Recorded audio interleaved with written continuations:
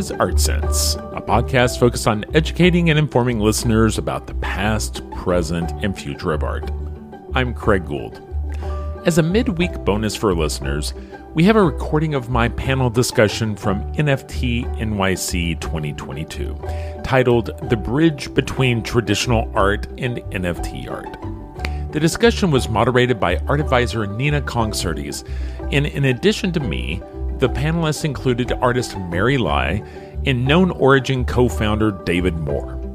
As a heads up, there's a 3-minute period about 15 minutes in where the audio gets a little distorted, but hang in there because it goes right back to normal. And now, trying to build that traditional art world bridge at NFT.NYC.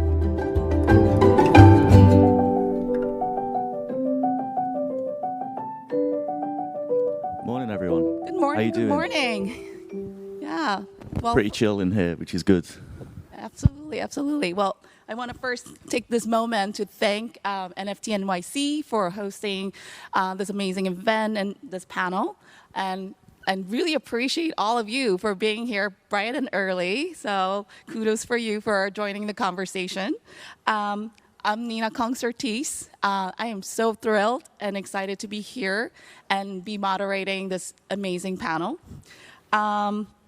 So today's conversation is on the bridge between traditional art and NFT art. I'm the founder and chief art legacy advisor of Smart Advisory. I've been cultivating artists' career and legacies in the art world for 20 years and Web3 since late 2018. I'm also an art historian, art educator, curator, and one of the mentors of the artist cohorts in the Mentoring program with the Sachs Foundation. Our panel is also excited to deep dive and offer diverse perspective on the disconnect and the challenges in the adapting Web3 in the traditional art space and practices. In today's discussion, we're going to deconstruct some of the misconceptions about NFTs and ways to close the gap between the traditional and NFTs. It is my absolute honor and pleasure to introduce our distinguished panelists of artists and leaders in the creative industry and the art world. So David, please, let's start with you to kick us off. Tell us about yourself and what ways you are bridging the gap between the traditional art and the NFTs. Awesome intro. Thank you. I want to thank NFT.NYC quickly just for bringing me onto this panel. We had a quick discussion last week on Zoom and it went into some really interesting places, so I'm super excited to be here. Yeah, I'm David Moore, one of 3 co-founders of a digital art platform called Known Origin. We launched back in 2018 after a discussion about how I could basically showcase and sell digital pieces in the same way as traditional artwork. And then from there, we have built a community around a platform over the last 4.5 years. And the mission has always been to empower creators to earn a living from the thing that they love doing. And if we can build things and tools to make that happen, that was how we started, really. We actually started with a physical event. And I think some of the physical art events that I've been to whilst here have really shown how the space has moved a lot and evolved. We started really DIY, lo-fi, back in 2018. So it was a mix of physical artworks and digital screens and projectors. But I guess if people can find footage of it from back then, it probably would look quite crude. But it was all about the concept of, can you sell digital pieces in the same way as physical art? And that's where we started. And then we quickly pivoted to just digital because we found the idea of selling digital files as valuable assets really interesting. And the 2 tech founders, Andy and James, they're some of the smartest blockchain engineers out there. So I'm a creative at heart. I have 15 years in the creative industries. I worked with the 2 co-founders for many years before we got into crypto. I told them a story about how I wanted to create a pop-up gallery ultimately I had no kind of almost right to do that. I'm not a gallerist. I'm not a curator. I just have creative friends that I wanted to showcase their work because I collected it over years. And I thought this was a great time to do it. Back in 2018, I got a space and I said, I'm going to put all this artwork in this space. Come along and check it out. And at the time, there was a thing called CoinFest. I've done the thing where my intro is the talk, right? Sorry, that was just my intro. I'm David Moore from Known Origin Digital Art Marketplace. Apologies. Hi, guys. My name is Mary Lai. Thank you all for coming so early in the morning to listen to us talk. I'm a visual artist. I've been in the creative industry for the past 20 years. I designed fashion accessories and then transferred to creating art, fine arts, visual arts full-time. I feel like right now is such an exciting time to be an artist because you have that option to not only sell physical artwork, but you could now sell digital artwork, and that wasn't the case before. So for me, I'm just excited to be an artist during this time. Thank you.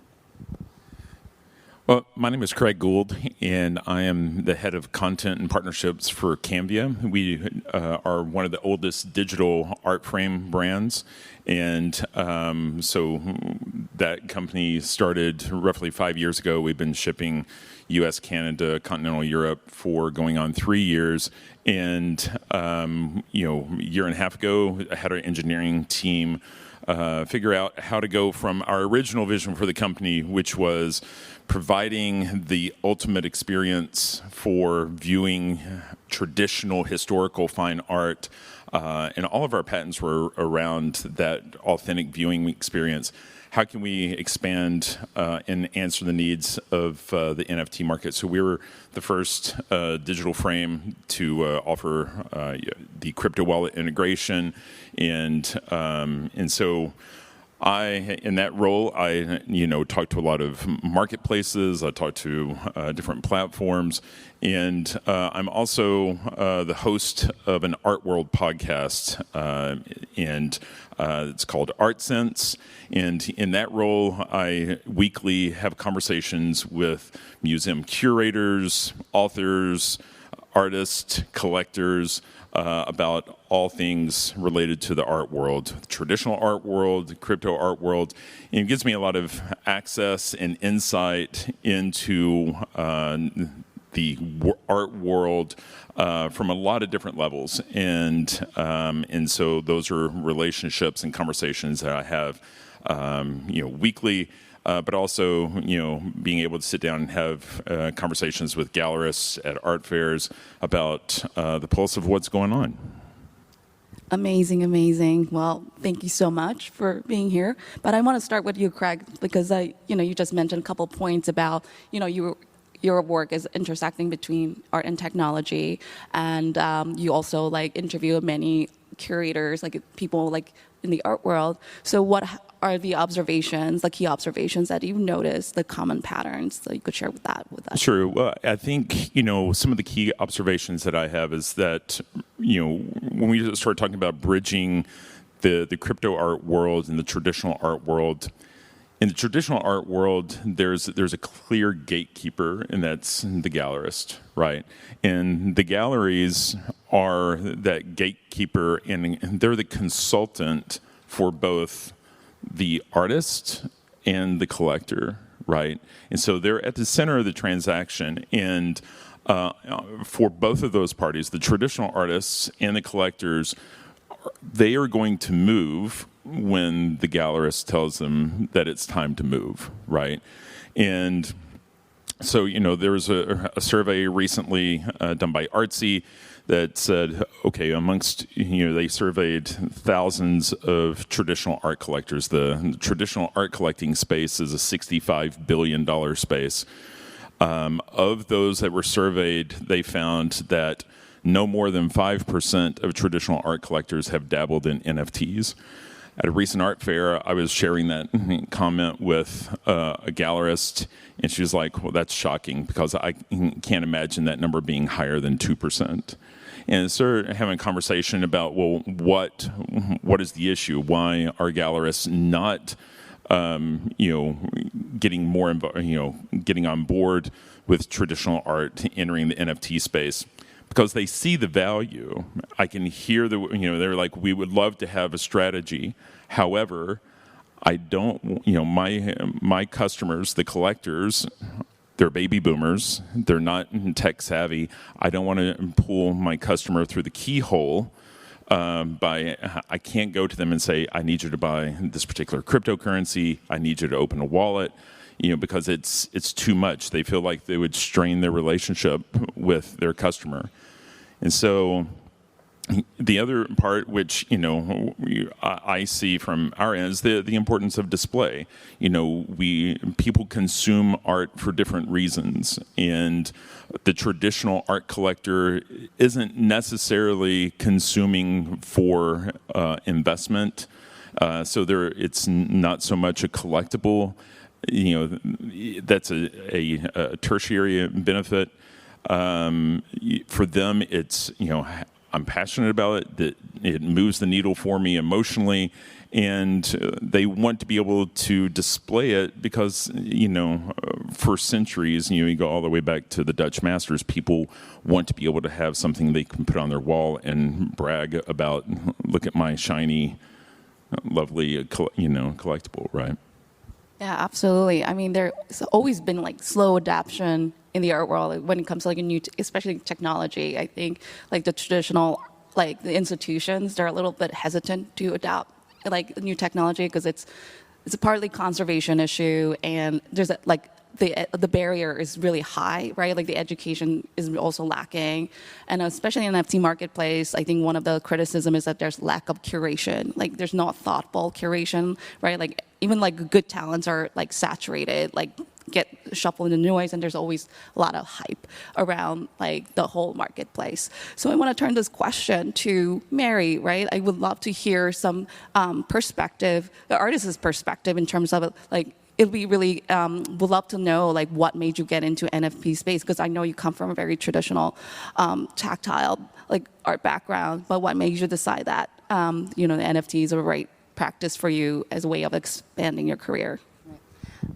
Before, creating physical artwork, paintings, mixed media artwork, it's been great. And those traditional art collectors, none of my collectors have bought my digital NFT artwork.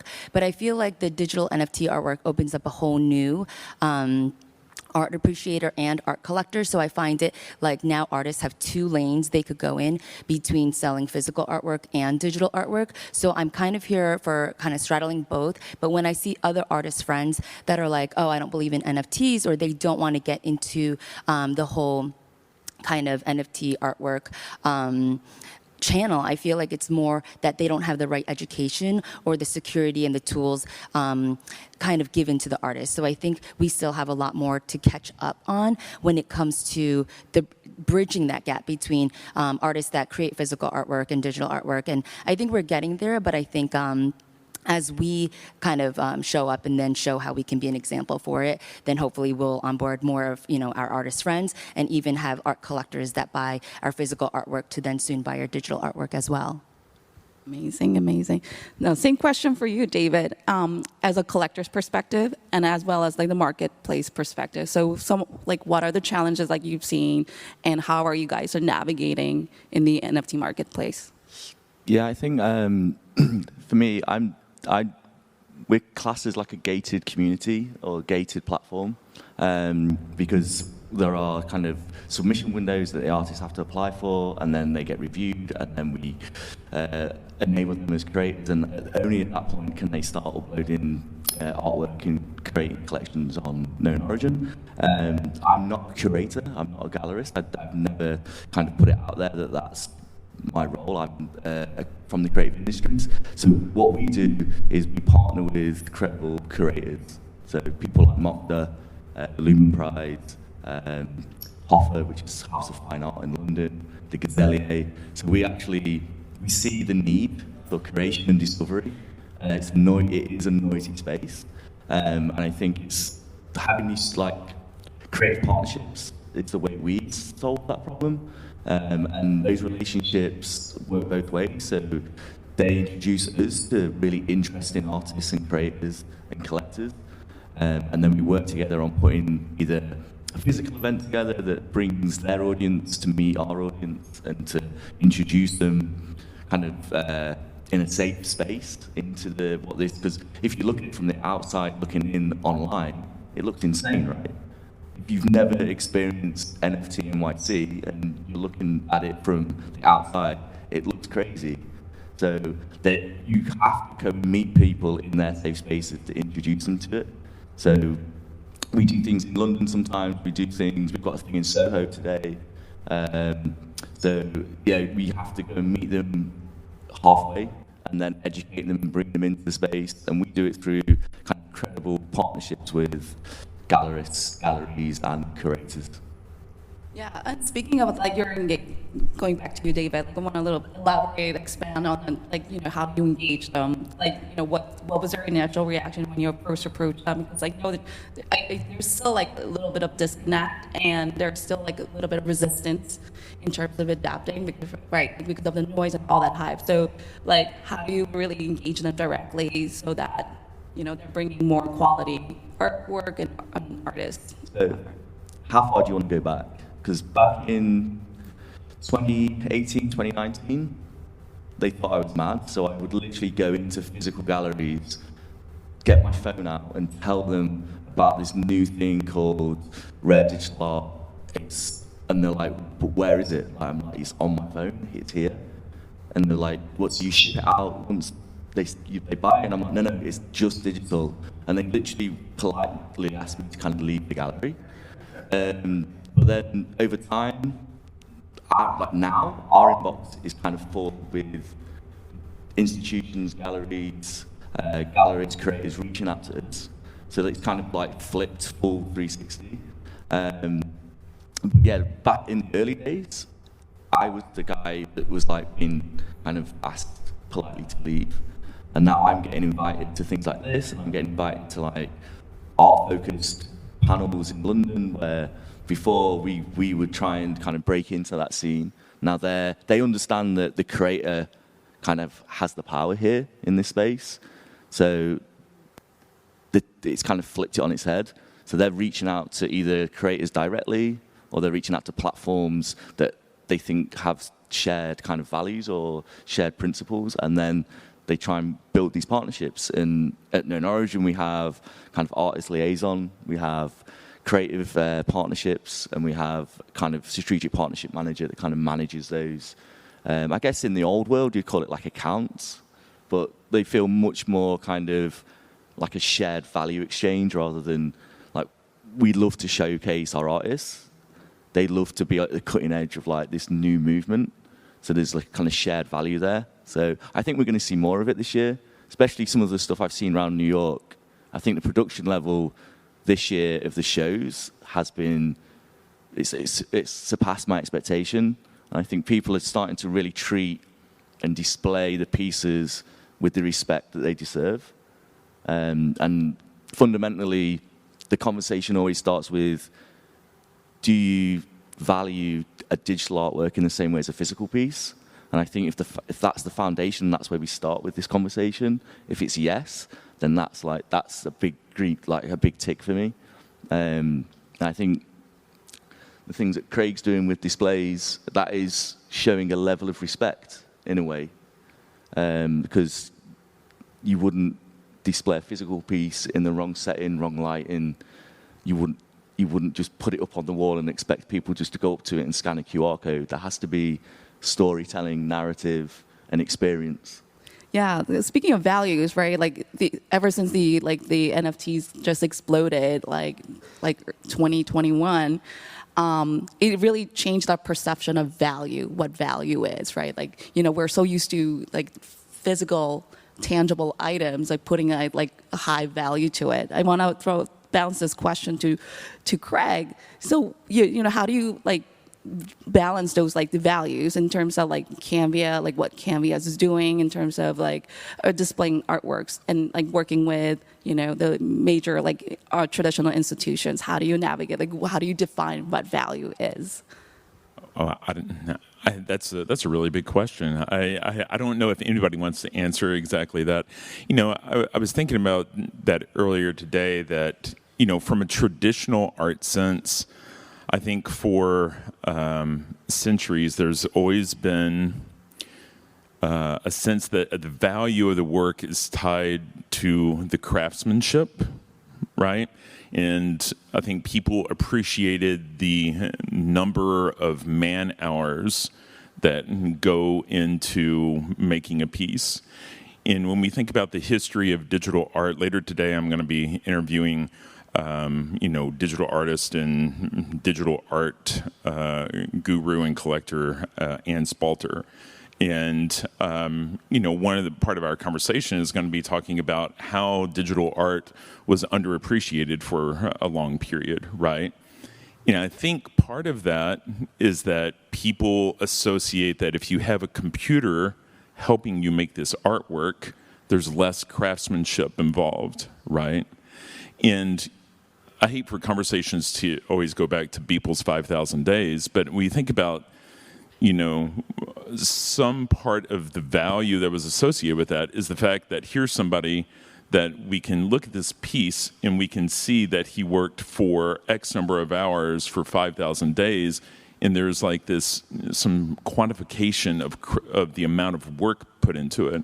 And I think at the point that people understand that that the value isn't necessarily tied to man hours, but concept and making an artistic. I mean, art is, it's very relative, subjective. Everyone's going to have a different opinion, but that's a terribly difficult question to answer. It is, and I'm afraid we're almost out of time. But before we head out, I want to just ask everyone to share what's next for you guys really quickly, and how do people connect with you. So I'm going to start with you, David, quickly, and then we go. We had some pretty big news drop during NFT.NYC. So we closed and got acquired by eBay on the 22nd of June. But our mission hasn't changed. It's just we want to empower and bring on those undervalued and overlooked digital artists that have they've created these amazing things. We want to give them the tools to make a living from doing the thing that they love, and that continues. So, yeah, that's the kind of alpha that came out this week from Team KO. Congrats, that's huge. I don't have news like that.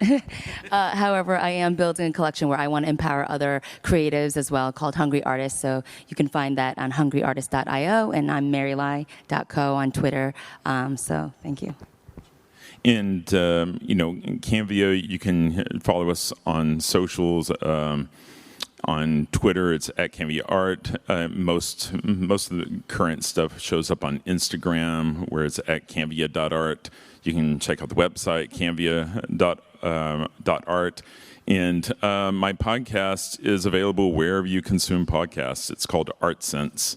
And it's weekly, and again, talk about it being a platform for educating and informing listeners about the past, present, and future of art. So that's a pretty wide net.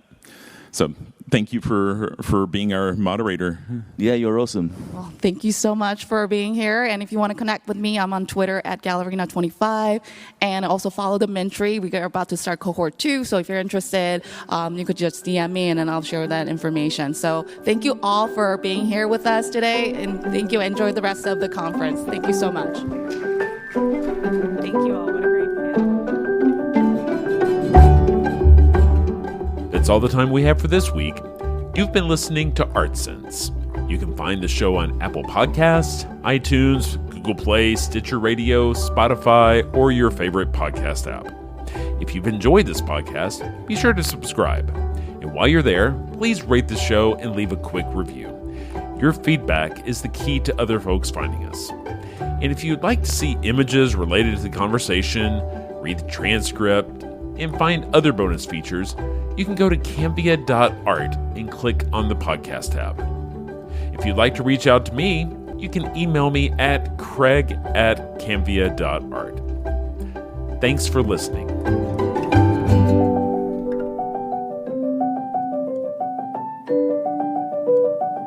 you.